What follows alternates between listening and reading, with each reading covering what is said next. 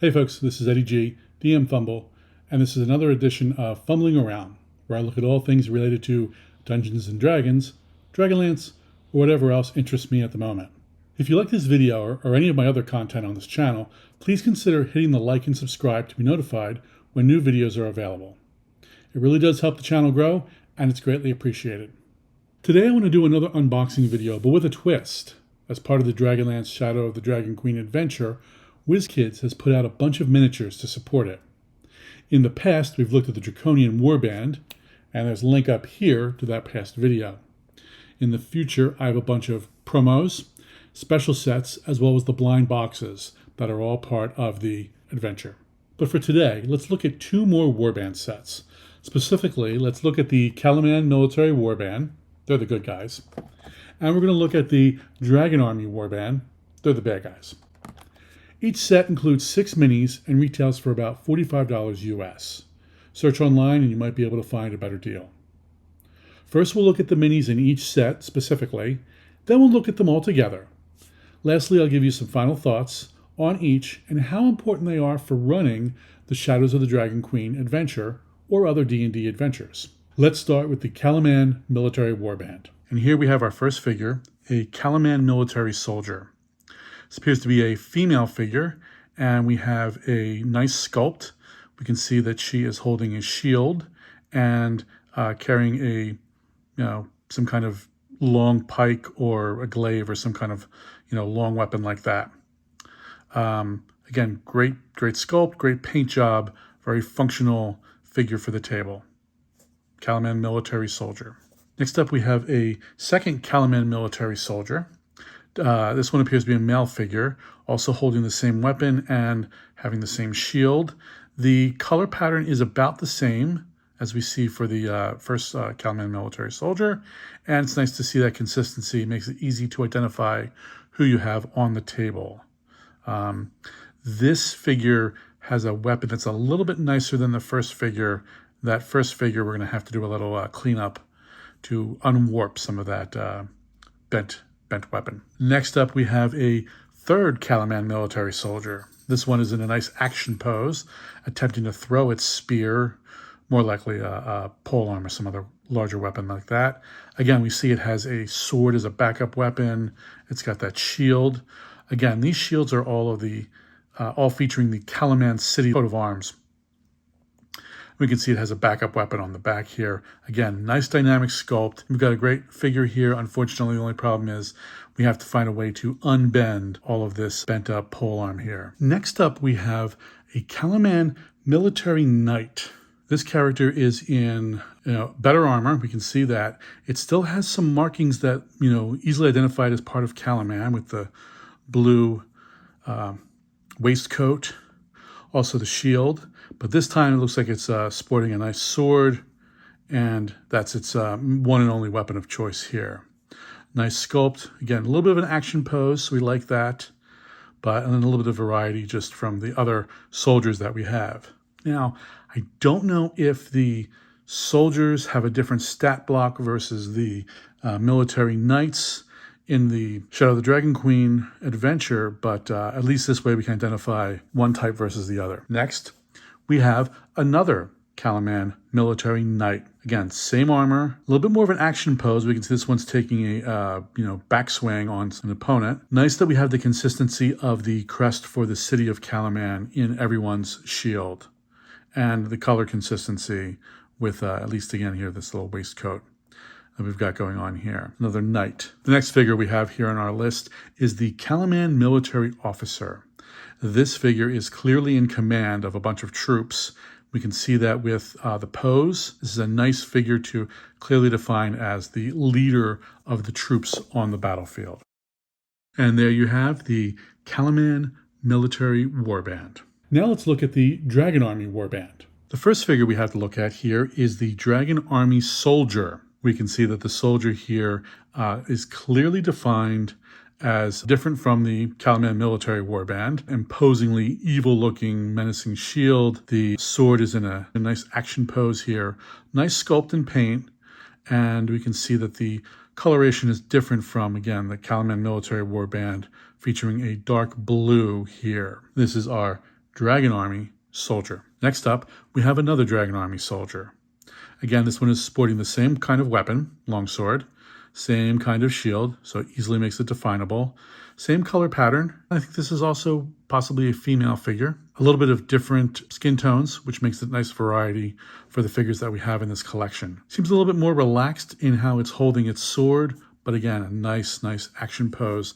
Clearly we know this is another evil figure. And next up we have, yes, Dragon Army soldier. Again, more of the action pose, about to thrust down and attack someone, maybe someone prone, with that nice shield, nice little dynamic flow of the back of that tabard, menacing armor. Really like this figure. Nice paint job overall on the figure. All right, our next figure in this collection is the Dragon Army Knight.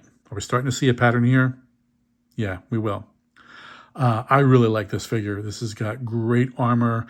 You can't even see its face. It's wearing a nice menacing looking face mask with a little bit of horns. The Dragon Army High Lords were known for having horned helms.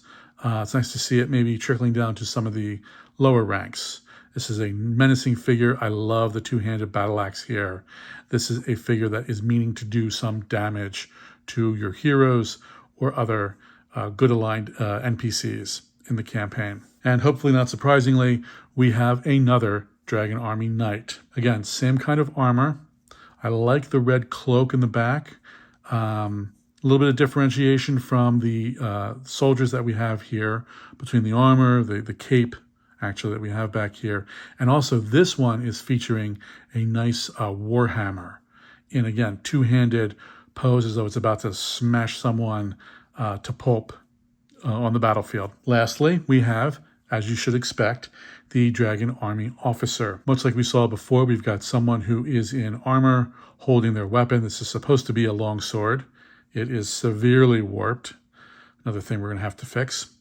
And, pointing on the battlefield to command troops or point out enemies, whatever it is, a great dynamic pose. Clearly, once again, we know who the leader of this warband is. And this is our Dragon Army Warband. Overall here we can see that we've got both warbands. We've got the Dragon Army Warband on this side. We've got the Kalaman military warband on this side. Overall, I like these warbands. Downside is you can see that they're very similar in the composition. We've got 3 soldier level types, 2 knight types, and 1 officer type figure in each warband. They're all humanoids, which I normally wouldn't really like that. I'd want to see a little bit more variety. I do know at this point in the War of the Lance, that is the backdrop for Shadow of the Dragon Queen, at this point the human forces are really fighting off the evil side, and they haven't recruited other races into the military fold. So I understand why the Kalaman military warband is mostly human, or all human in this case. The dragon armies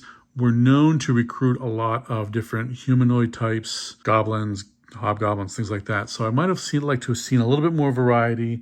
And I guess you could say that some of the Dragon Army Knights, since they've got the mask on, you're not sure what they are, those could be hobgoblin soldiers underneath, if you want to, add a little variety that way. I really like the sculpts that I think really help differentiate the two for the most part.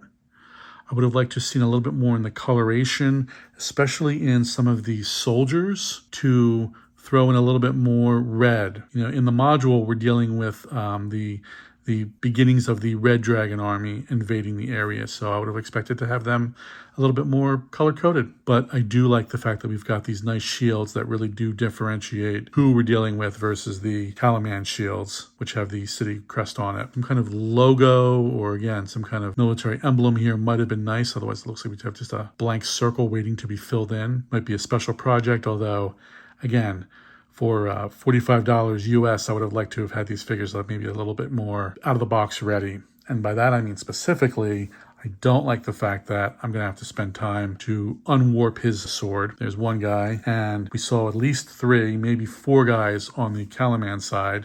This guy being the worst case offender. That's going to need work to get weapons back in proper fighting form. But overall, easy enough fix to get these figures table ready. Last comment I guess I want to make is that I don't know that these are required for the Dragonlance Shadow of the Dragon Queen. There are a number of quests and adventures where you are working alongside Kalaman forces.